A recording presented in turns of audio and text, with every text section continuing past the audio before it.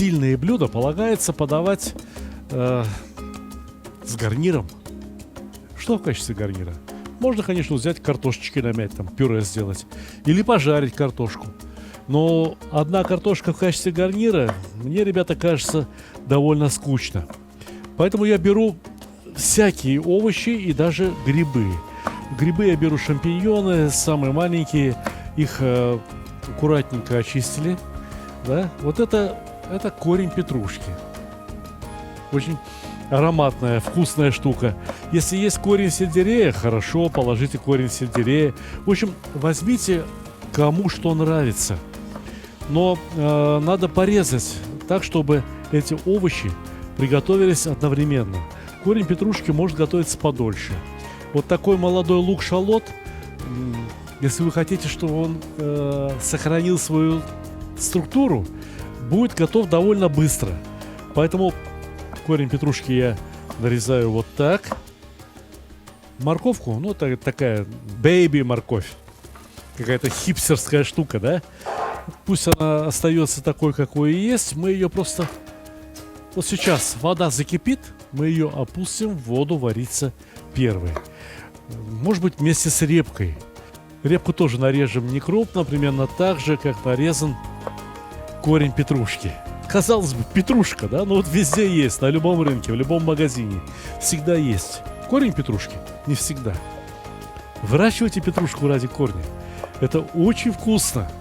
С корнем петрушки можно приготовить рыбное блюдо замечательно. Вот точно так же рыбу можно потушить, и это будет просто очень вкусно.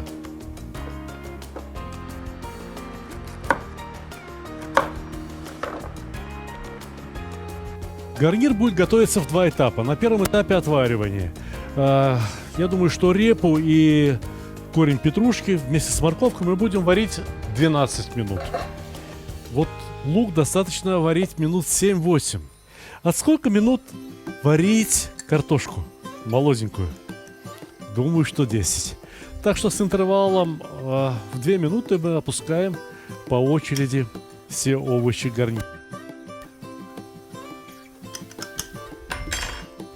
Я посолил, потому что здесь 4 или 5 литров воды, и здесь порядка 3 килограммов овощей. Это все требует соли. Без соли еда вкусной не бывает.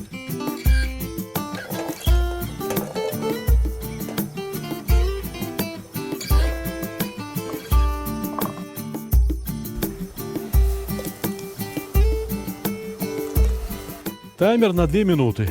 Через 2 минуты опускаем картошку. Прошло 2 минутки, ну вот сейчас закипит, там уже на дне начинается какое-то бурление. Опускаем всю картошку и ждем еще 2 минуты. Знаете, когда мы опустили репу и морковь, то температура воды в кастрюле, разумеется, остыла. Там уже не было никаких 100 градусов, было градусов 85-80. То есть у нас сейчас овощи готовятся при относительно низкой температуре.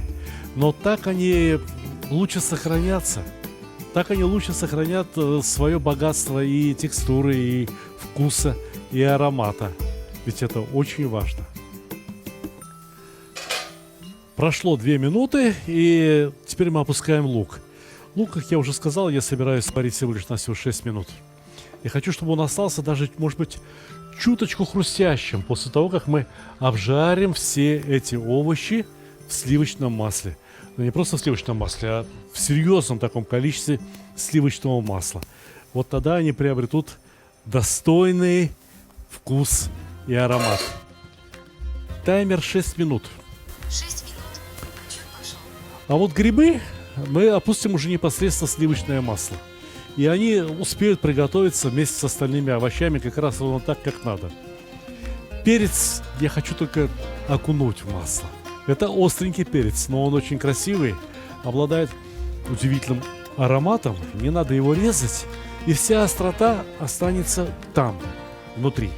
А овощам передастся только его восхитительный запах. Назначенное время прошло, и перекладываем все овощи. Они, разумеется, еще живые, но так вот скажем, подваренные, хорошо подваренные. Перекладываем их в невысокую кастрюлю, в которой обжаривать овощи будет гораздо удобнее, чем в глубокой.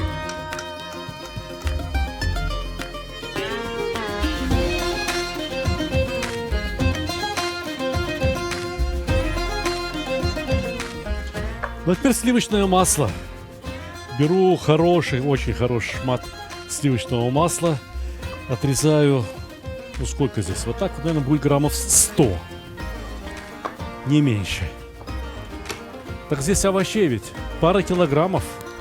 Так что вот эти 100 грамм, это всего лишь навсего 5% жирность, которая совершенно полезна для любого нормального человека.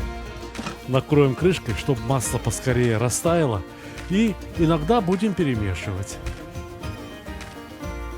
Нагрелось. Вкусный запах пошел. Ну что ж, перемешаем. И пусть начинает потихонечку жариться. Пусть начинает потихонечку шкварчать.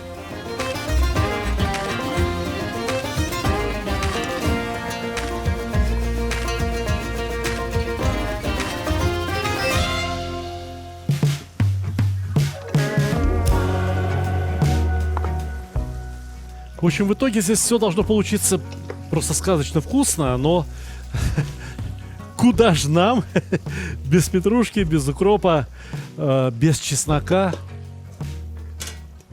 Хочу показать вам, как можно сделать традиционную эту зеленую посыпку еще вкуснее, еще ароматнее, еще лучше. Ну, во-первых, петрушка.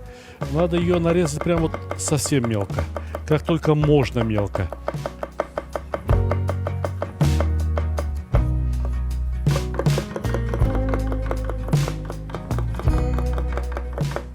Для чего нужен такой размер петрушки?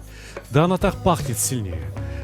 Петрушка умеет пахнуть, поверьте мне. Некоторые считают, что это только кинза пахнет.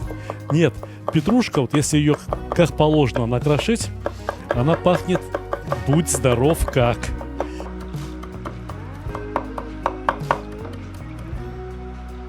Теперь вот к этому количеству петрушки, ну, фактически небольшой пучок петрушки, надо бы добавить зубчика 3 чеснока. Ну, можно и чеснок, конечно, так порубить, но и вот есть чеснокодавилка. И не морочьте себе голову. Берите, да и пользуйтесь. Получится точно так же. Мало кто определит.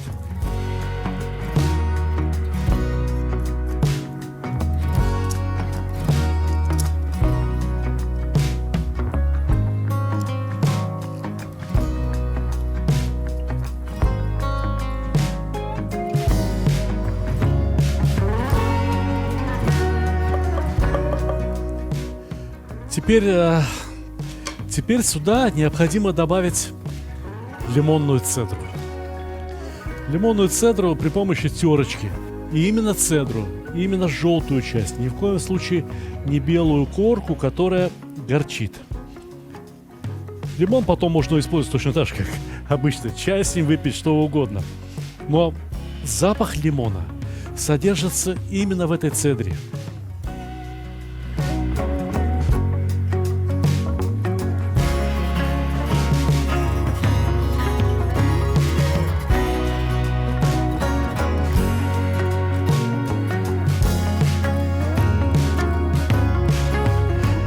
Лимонная цедра – это один запах, а вот апельсиновая цедра, ну, кажется, что почти что одно и то же. И то, и другое мы бы определили запах цитрусовых. Но она все-таки послаще. И потом мы выправим все лимонным соком. Что касается сладости, здесь достаточно чеснока. Чеснок, как ни странно, да, он пахнет как острая приправа, но на самом деле он содержит в себе очень много сахара. Он сладкий. И эту сладость подчеркнет вот уже апельсиновая цедра. Все. Аккуратненько перемешиваем, аккуратненько рубим и перекладываем в миску.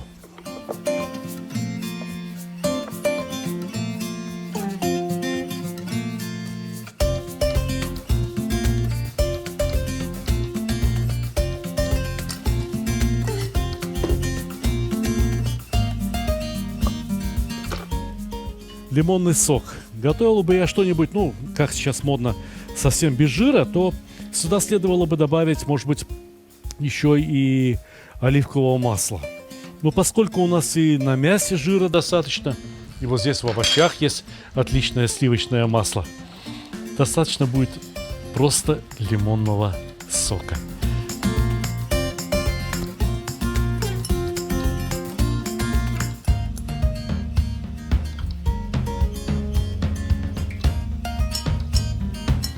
Все. Пусть петрушечка, чеснок постоят и станут чем-то одним целым. Помешать. Не забывайте мешать. Здесь не должно ничего подгореть. Здесь даже не должно ничего подрумяниться. Здесь все должно вот так протомиться и превратиться в нечто очень вкусное. И это полезная еда. Во-первых, здесь и витамины есть. Во-вторых, это еда и вполне сытная. И без мяса поешь, и тоже будешь сытым. Ну а уж вместе с мясом это ровно то, что должен прописывать хороший, грамотный доктор для хороших людей. Грибы. Грибам только сливочное масло, их отваривать не надо. И пусть останутся чуточки живыми, и это будет очень хорошо. И надо сейчас перемешать так, чтобы грибы оказались где-нибудь там внизу, возле масла.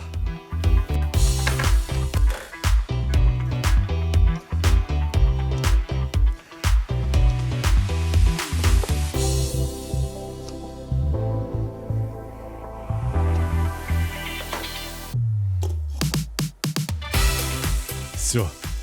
Пусть готовится, томится, я думаю, что еще минут 10. Но за 2 минуты до полной готовности овощного гарнира не забудьте, пожалуйста, добавить острый перчик. А? Не забудете? Я в вас верю. Ну, совсем уж вечереет. Пора ужинать. Овощи, как мне кажется, получились замечательно. Пахнут на всю округу. Ох, теперь им перчика задать.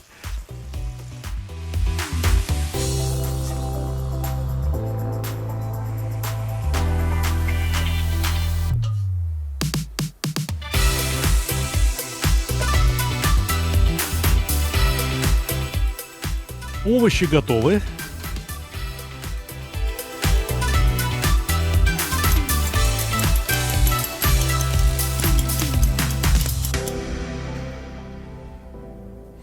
Я с удовольствием отведаю лук, морковку, картошечку. А вам пожелаю приятного аппетита!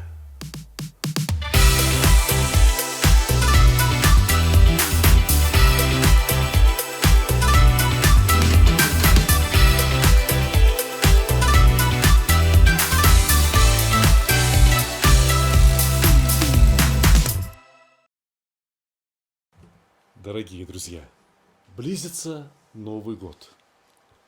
В новогоднюю ночь вы увидите концерт, который мы готовим для вас сейчас, в эти дни. Но небольшой фрагмент этого концерта можно будет услышать прямо сейчас. А еще лучше прийти на живой концерт моих друзей. Саша, вам слово. Квартет Страдиваленко отмечает 10 лет. По этому случаю на Мясницкой 7, в прекрасном особняке, в котором сейчас расположен новый театр, мы ждем вас на юбилейном концерте, и там прозвучит в том числе та композиция, которую сегодня мы записали вместе со Сталиком. 18:30, 26 октября. Мясницкая 7. Ну что, сыграем?